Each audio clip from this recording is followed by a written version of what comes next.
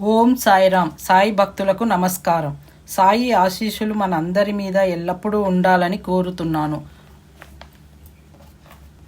శ్రీ సాయినాథాయ నమః. శ్రీ సాయి సచ్చరిత్రము మొదటి అధ్యాయము.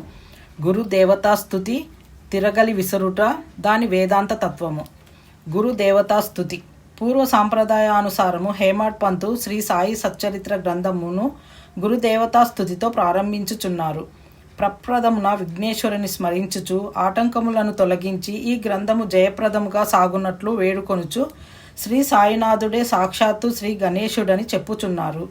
పిమ్మట శ్రీ సరస్వతీదేవిని స్మరించి ఆమె తనని గ్రంథ రచనకు పురికొల్పినందులకు నమస్కరించుచు శ్రీ సాయియే సరస్వతి స్వరూపులై తమ కథను తామే గానము చేయుచున్నారని చెప్పుచున్నారు.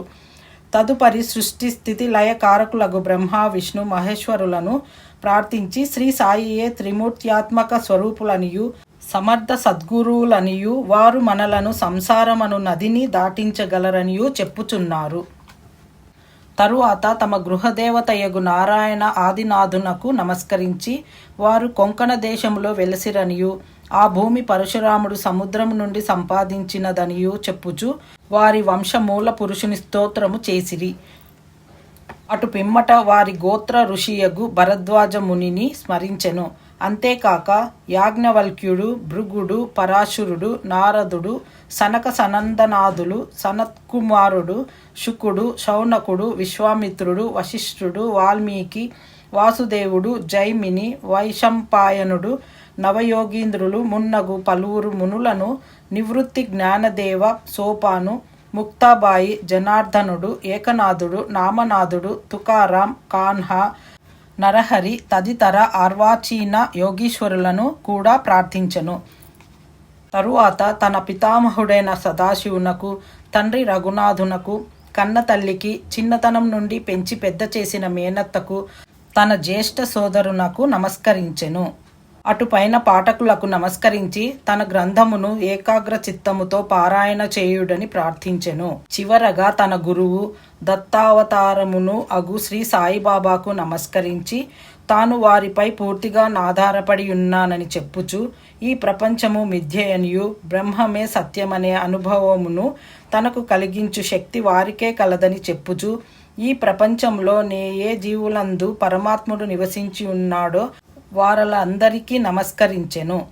పరాశరుడు, వ్యాసుడు, శాండిల్యుడు మొదలుగా గలవారులు చెప్పిన భక్తి మార్గములను పొగడి వర్ణించిన పిమ్మట హేమాడ్ పంతు ఈ క్రింది కథను చెప్పుటకు ప్రారంభించెను. 1910వ సంవత్సరం తదుపరి ఒక నాటి ఉదయమున నేను షిరిడీ మసీదులో నున్న శ్రీ సాయిబాబా దర్శనము కొరకు వెళ్ళి తిని. అప్పుడు జరిగిన ఈ క్రింది విషయమును గమనించి మిక్కిలి ఆశ్చర్యపడితిని. బాబా ముఖ ప్రక్షాళనము గావించుకొని గోధుమలు విసురుటకు సంసిద్ధుడగుచుండెను. వారు నేలపై గోనె పరిచి దానిపై తిరుగలియుంచిరి. చేటలో కొన్ని గోధుమలు పోసుకొని కఫని చొక్కా చేతులు పైకి మడచి పిడికెడు చొప్పున గోధుమలు వేయుచు విసరసాగిరి. అది చూచి నాలో నేను, ఈ గోధుమ పిండిని బాబా ఏమి చేయును? ఆయనెందులకు గోధుమలు విసురుచుండెను? వారు భిక్షాటనముచే జీవించువారే, వారికి గోధుమ పిండితో నేమి నిమిత్తము? వారికి పిండి నిల్వ చేయవలసిన అగత్యము లేదే అని చింతించితిని. అచ్చటకు వచ్చిన మరికొంతమంది కూడా ఇట్లే ఆశ్చర్యమగ్నులైరి. కానీ మాలోనెవరికీ కూడా బాబాను ప్రశ్నించుటకు ధైర్యము చాలకుండెను. ఈ సంగతి వెంటనే గ్రామంలో వ్యాపించెను. ఆబాల గోపాలము ఈ వింత చర్యను చూచుటకై బాబా వద్ద గుమిగూడిరి. నలుగురు స్త్రీలు ఎటులను సాహసించి మసీదు మెట్లెక్కి బాబాను ప్రక్కకు జరిపి వారే విసురుట ప్రారంభించిరి. వారు తిరగలి పిడిని చేత పట్టుకొని బాబా లీలలను పాడుచు విసరుట సాగించిరి. ఈ చర్యలను చూచి బాబాకు కోపం వచ్చెను. కానీ వారి ప్రేమకు భక్తికి మిగుల సంతసించి చిరునవ్వు నవ్విరి.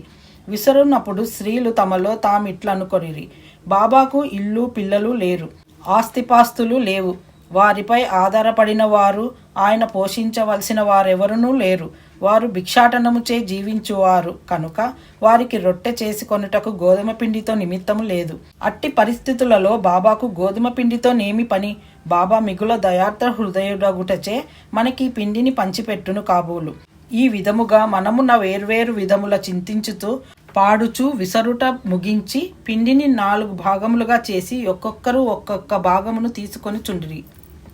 అంతవరకు శాంతంగా గమనించుచున్న బాబా లేచి కోపంతో వారిని తిట్టుచూ నిట్లనెను. ఓ వనితలారా, మీకు పిచ్చి పట్టినదా ఏమి? ఎవరబ్బ సొమ్మనుకొని లూటీ చేయుచుంటిరి? మీ వద్ద నుండి గోధుమలు వాడుకొంటినా ఏమి? ఏ కారణం చేత పిండిని కొంపోవుటకు యత్నించుచున్నారు? సరే, ఇట్లు చేయుడు. పిండిని తీసుకొని పోయి గ్రామపు సరిహద్దులపైన చల్లుడు. అది విని ఆ వనితలు ఆశ్చర్యమగ్నులైరి, సిగ్గుపడిరి. గుసగుసలాడుకొనుచు ఊరు సరిహద్దుల వద్దకు పోయి బాబా ఆజ్ఞానుసారము ఆ పిండిని చల్లిరి. నేనిదంతయు చూచి షిరిడి ప్రజలను బాబా చర్యను గూర్చి ప్రశ్నించి తిని. ఊరిలో కలరా జాడ్యము గలదనియు దానిని శాంతింపచేయుటకు అది బాబా సాధనమనియు చెప్పిరి. అప్పుడు వారు విసిరినవి గోధుమలు కావనియు వారు కలరా జాడ్యమును విసిరి ఊరి కవతల పారద్రోలిరనియు చెప్పిరి. అప్పటి నుండి కలరా తగ్గెను. గ్రామంలోని ప్రజలందరూ ఆనందించిరి. ఇదంతయు వినిన నాకు మిక్కిలి సంతసము కలిగెను. దీని గూఢార్థమును తెలుసుకొన్న కుతూహలము కలిగెను. గోధుమ పిండికి కలరా జాడ్యమునకు సంబంధమేమి?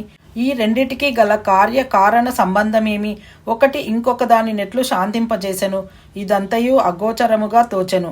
అందుచే నేను తప్పక ఈ విషయమును గూర్చి వ్రాసి బాబా లీలలను మనసారా పాడుకొనవలయునని నిశ్చయించుకొంటిని. ఈ లీలను చూచి ఇట్లు భావించుకొని హృదయానందపూరితుడనైతిని.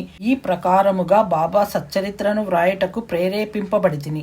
అట్లే బాబా కృపా కటాక్షములచే ఆశీర్వాదములచే గ్రంథము నిర్విఘ్నముగను జయప్రదముగను పూర్తి అయినది. తిరగలి విసరుట దాని వేదాంత తత్వము. తిరుగలి విసరుటను గూర్చి షిరిడి ప్రజలను కొను రీతియే కాక దానిలో వేదాంత భావము కూడా కలదు. సాయిబాబా షిరిడి యందు సుమారు 60 ఏండ్లు నివసించెను. ఈ కాలమంతయు వారు తిరుగలి విసురుచునే ఉండిరి. నిత్యము వారు విసరున్నది గోధుమలు కావు, భక్తుల యొక్క పాపములు, మనోవిచారములు మొదలగునవి. తిరుగలి యొక్క క్రింది రాయి కర్మ, మీది రాయి భక్తి, చేతితో పట్టుకొనిన పిడి జ్ఞానము. జ్ఞానోదయమునకు గాని ఆత్మ సాక్షాత్కారమునకు గాని మొట్టమొదట పాపములను కోరికలను తుడిచివేయవలెను. అటు పిమ్మట త్రిగుణ రాహిత్యము పొందవలెను, అహంకారమును చంపుకొనవలెను. ఇది వినగనే కబీరు కథ జ్ఞప్తికి వచ్చును. ఒకనాడు స్త్రీ ఒకతే తిరుగలిలో ధాన్యంను వేసి విసరుచుండెను. దానిని చూచి కబీరు ఏడవసాగెను. నిపతి నిరంజనుడను యొక్క సాధు పుంగవుడది చూచి కారణం అడుగగా కబీరు ఇట్లు జవాబిచ్చెను. నేను కూడా ఆ ధాన్యము వల్లే ప్రపంచమను తిరుగలిలో విసరబడెదను కదా. దానికి నిపతి నిరంజనుడిట్లు బదులు చెప్పెను. భయము లేదు, తిరుగలి పిడిని గట్టిగా పట్టుకొనుము అనగా జ్ఞానమును విడువకుము. నేనెట్లు గట్టిగా పట్టియున్నానో నీవును అట్లే చేయుము. మనస్సును కేంద్రీకరించుము, దూరముగా పోనీయకుము. అంతరాత్మను చూచుటకు దృష్టిని అంతర్ముఖముగా నిమ్ము. నీవు తప్పక రక్షింపబడెదవు. మొదటి అధ్యాయం సంపూర్ణము. సద్గురు శ్రీ సాయినాథార్పణమస్తు. శుభం భవతు. ఓం సాయిరామ్.